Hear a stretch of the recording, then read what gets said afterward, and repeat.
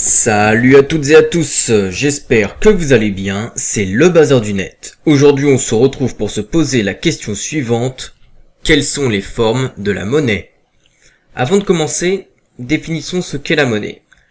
La monnaie est un actif liquide dont les formes varient selon les structures économiques et sociales et qui sert à l'évaluation et au règlement des échanges.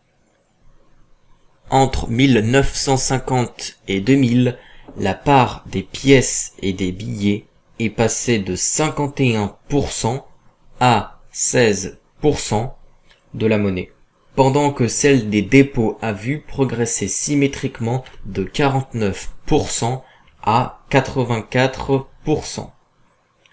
Il faut souligner que l'évolution n'a pas été linéaire. Ici, la représentation est linéaire uniquement dans le but de comprendre à quel point les évolutions s'opposent. La monnaie que nous utilisons aujourd'hui est donc principalement scripturale, c'est-à-dire via des jeux d'écriture sur les comptes courants que nous détenons dans les banques. Des moyens de paiement, chèques et cartes bancaires principalement, font circuler cette monnaie scripturale.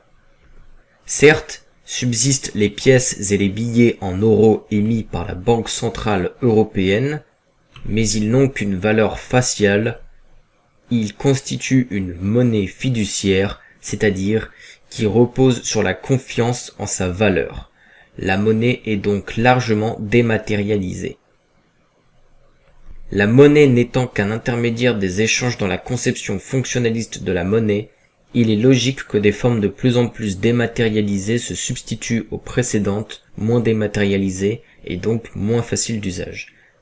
Ainsi, la monnaie fut un temps une monnaie marchandise, les coquillages ou le sel par exemple, mais elle a bientôt été remplacée par une monnaie métallique, dès lors que les métaux précieux devenaient monnaie par le privilège de la frappe des souverains.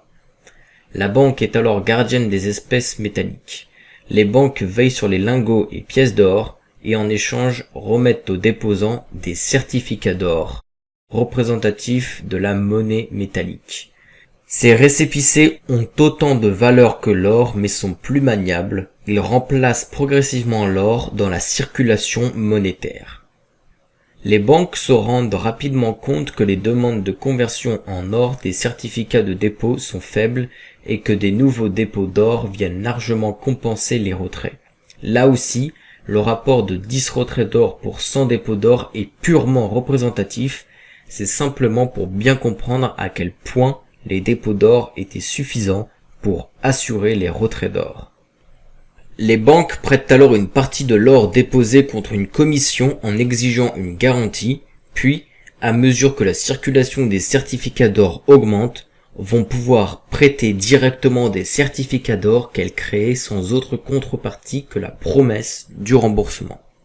Ces derniers prennent bientôt le nom de billets de banque, dont l'invention est attribuée au banquier Johann Palmstruch en 1661. Évidemment, rien ne permet de distinguer les billets de banque émis contre un dépôt d'or préalable et ceux émis contre la promesse d'un remboursement. Tous sont convertibles en or, ce qui fonde la confiance. Tant que la confiance est là, les billets circulent, c'est-à-dire constituent une monnaie fiduciaire. Mais des crises de confiance interviennent régulièrement car la création monétaire des banques comporte un risque d'illiquidité. La définition de règles de couverture, voire la déclaration par l'État du cours légal et forcé des billets de banque viennent limiter ces crises de confiance. La circulation des billets dans l'économie se généralise, l'utilisation de l'or ne concerne bientôt plus que les règlements interbancaires. Mais les coûts et les risques associés au déplacement d'or incitent les banques à trouver un autre moyen d'effectuer ces règlements interbancaires. Par exemple, utiliser les billets émis par une banque jouissant d'une réputation et d'une confiance sans faille. C'est ainsi que les billets de cette banque sont bientôt détenus au même titre que l'or par les autres banques pour effectuer la compensation interbancaire. Le système bancaire se hiérarchise en une banque centrale et des banques de second rang. Ainsi, à la convertibilité or se substitue progressivement la convertibilité en billets de la banque centrale, des billets dits aussi bon que l'or. Les billets des banques de second rang deviennent inconvertibles en or car convertibles en monnaie centrale. En Europe, la banque centrale est une banque comme les autres qui est simplement sortie du lot. Elle entretient des relations privilégiées avec l'État. Elle peut soutenir l'État et recevoir en échange le monopole d'émission qui, de fait, devient de droit. C'est le cas de la Banque de France. Créée en 1800 par Napoléon, elle détient le monopole d'émission du franc, d'abord pour Paris en 1803, puis pour l'ensemble du territoire en 1848. Elle le conserve de 1848 à la naissance de l'euro en 2002. Au moment des guerres, l'État est souvent amené à déclarer le cours forcé, c'est-à-dire l'abandon de la convertibilité or, et légal de tous les billets de banque. C'est le cas en France sous John Law en 1719, mais aussi entre 1848 et 1850, entre 1870 et 1878, entre 1914 et 1928, et définitivement depuis 1936. Dans ces cas, les billets de banque centrale sont une pure monnaie fiduciaire inconvertible. Dépourvues de la possibilité de créer des billets de banque à partir de la seconde moitié du XIXe siècle, les banques de second rang développent de plus en plus une monnaie scripturale, le chèque, légalisé en France en 1865, permet de faire circuler cette monnaie qui consiste en un jeu d'écriture comptable.